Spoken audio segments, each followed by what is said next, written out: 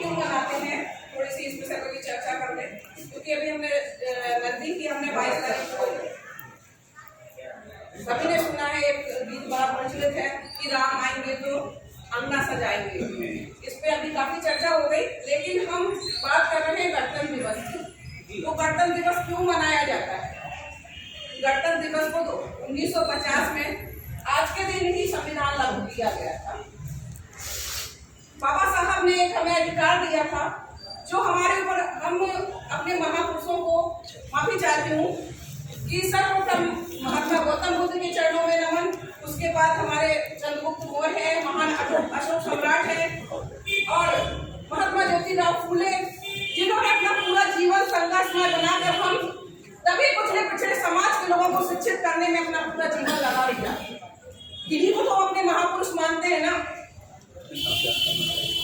बाबा साहब अम्बेडकर, जिन्होंने हमें जीने का अधिकार दिया, स्वाभिमान से जीने का अधिकार दिया, उनको हम भूल जाते हैं इस महापर्व के दिन। लगे मेरी बात तो माफी चाहूंगी, लेकिन हम आज गणतंत्र दिवस मना रहे हैं तो बाबा साहब के चरणों में, जिन्होंने हमें स्वाभिमान से जीने का जीवन दिया। 2 लाइन के साथ मैं अपनी बात को शुरू करूंगी कि रुतबा मेरे सिर को संविधान से मिला है, रुतबा मेरे संविधान को मेरे संविधान से मिला है, मुझे तो ये सम्मान भी संविधान से मिला है, औरों को मिला होगा मुकद्दर से, लेकिन मुझे तो ये मुकद्दर भी तेरे संविधान से मिला है। यहाँ पर बोल रही है तो बाबा साहब ने हमें जो अधिकार दिए उसकी वजह से बोल रहे हैं। आपको मालूम होगा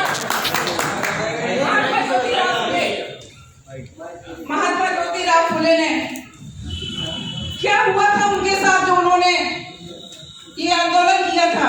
उनको मालूम है कि जो बड़े जाति के लोग हुआ करते थे, उनको वो इस लायक नहीं समझते थे कि वो हमारी बारात में चले।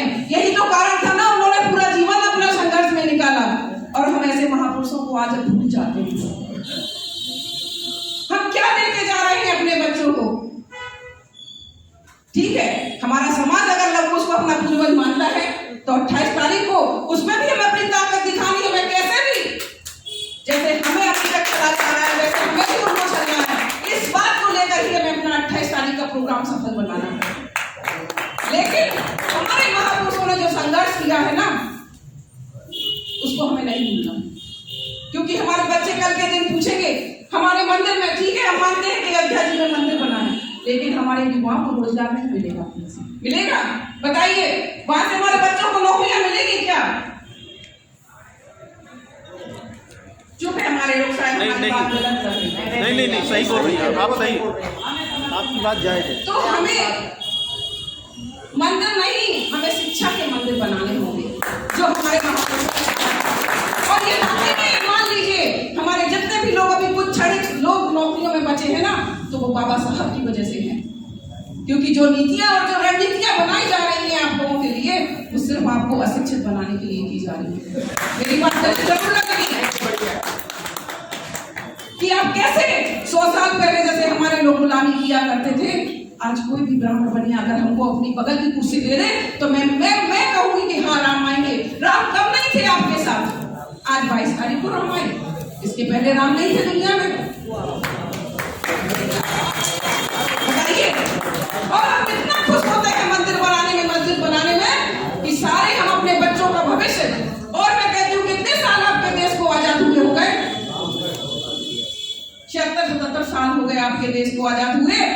कहाँ आपको भागीदारी मिली है? कितनी जनसंख्या के आधार पर हो, 14% हो, 16% हो, कहीं भी आपके युवाओं को आपको रोजगार मिला है? 16% राजनीति में भागीदारी मिली है। फिर भी हम राम आएंगे तो अपना सजाएंगे। हमारे भी राम है, हम भी इसको मानते हैं, लेकिन हमें अपनी विवेक बुद्धि से काम करना है। हमारे महापुरुषों ने कितनी लड़ाई लड़ी थी, माता सावित्रीबाई फुले ने कितने जो समाज के अन्याय और अत्याचार हुआ करते थे उनको विरोध किया, उनको रोका, उनको बंद किया, विधवा विवाह चालू किए।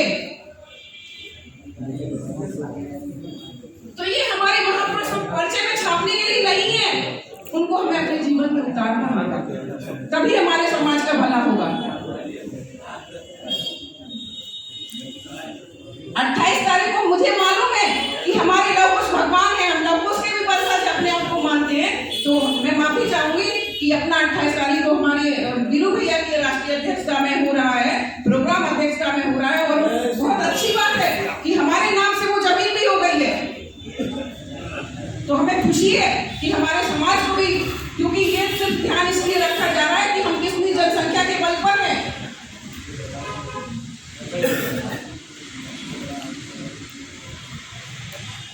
माफी चाहूंगी अगर ये शब्द हमारे बुरे लगे हो, लेकिन हकीकत कड़वी सच्चाई यही है, जब तक आप शिक्षा को महत्व नहीं दोगे, आप बच्चों को पढ़ाओगे लिखाओगे नहीं, अपने हक और अधिकारों को नहीं मानोगे, इसी तरह आपसे गुलामी कराते रहेंगे लोग। हो सकता मैं आज ये कहते जा रही हूँ कि मैंने इतना कड़वा बोला है, हो सकता अगली बार से मुझे ये समाज माइक भी ना दे। उसकी चिंता भी नहीं, उसकी चिंता नहीं है, उसकी चिंता नहीं है। सही तो हमारा भाई, छोटा भाई है वीरू, मेरी इनसे कोई बुराई नहीं है।